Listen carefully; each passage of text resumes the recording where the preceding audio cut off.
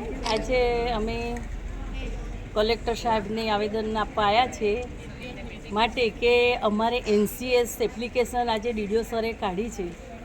એ application Dahod જિલ્લા પૂરતી છે, રાજ્યમાં નથી, પણ સારી છે. અમે ના પણ નથી પાડતા, પણ સરકારને જે આપેલા મોબાઈલમાં ચાલે તો અમે કરવા તૈયાર છીએ. અમારા પર્સનલ મોબાઈલમાં હવે અમે મૂકી દીધા. હવે મોબાઈલમાં અમે કશી કામગીરી કરવા તૈયાર નથી, કેમ કે આ મોબાઈલ અમુક બહેનો પાસે છે, અમુક બહેનો પાસે નથી.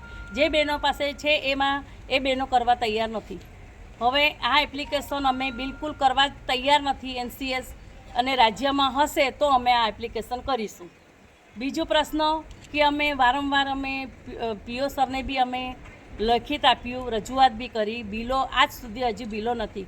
2 વાર ગ્રેવી કમિટીની મિટિંગ થઈ, પણ એક પણ ખુલાસો થયો નથી. આમાં એક પણ બિલો અમને મળ્યા નથી. ગેસને બોટલ મળ્યા, ગરમ નાસ્તાના નથી, સુપોષિત અને પોષણ સુધારના બિલો નથી, મકાન ભાડું નથી. હવે મકાન ભાડામાં આંગણવાડી ભાડે ચાલતી હોય અને જે મકાન માલિક એ આશા કરીને આપતા હોય કે મને ભાડું મળશે, તો આજે 2-3 વર્ષ સુધી ભાડું ના મળે તો મકાન માલિક બી બહેનોને બેસવા નથી દેતી. હવે એ પ્રશ્ન કે હવે આંગણવાડી બાળકોને ક્યાં બેસાડીને, આના વરસાદના ટાઈમમાં ક્યાં બેસાડીને અમારે નાસ્તો આપવો, એ સરકાર હવે જવાબ આપશે.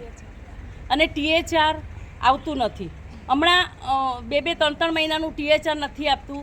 જ્યારે અમે એક દિવસ કામગીરી બાળકોને ખાવા ના આપીએ ત્યારે સરકારના બચ્ચા ભૂખ્યા રહી જાય. અને આજે 3 મહિના સુધી THR નથી આવતું, ત્યાં એમના બાળકો ભૂખે નથી મરતા. અને હાલમાં જ અત્યારે જ કોઈ કેન્દ્ર પર ચોખા નથી, દાળ નથી, પછી તેલ બી નથી. તો અમે બાળકોને આજે 1 મહિનો 2 મહિના સેવા કરીએ, પણ આજે વર્ષ 2000 સપ્ટેમ્બર 26 સુધીના બિલો આજ દિન સુધી બાકી છે.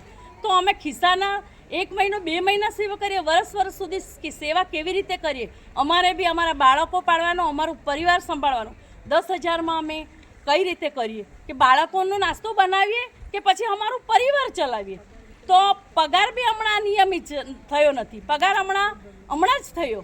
તો હવે અમે કેવી રીતે કરીએ એ તો સરકારને ભાન હોવી જોઈએ ને. સરકારને અમે કહીએ હવે સરકાર જાગો, હવે અમે કંટાળી ગયા, ગળા સુધી આવી ગયા. હવે ફાંસી ખાવાનો બી વારો અમારો આવવાનો જ છે, કેમ કે અમે થાક્યા. હવે મારું નામ કુસુમબેન સોમાભાઈ છે. ગુજરાત આંગણવાડી કર્મચારી સંગઠનથી આજે આવેદન આપીએ છીએ. DDO સરને બી આપ્યું અને કલેક્ટર સાહેબને હવે આપ્યું.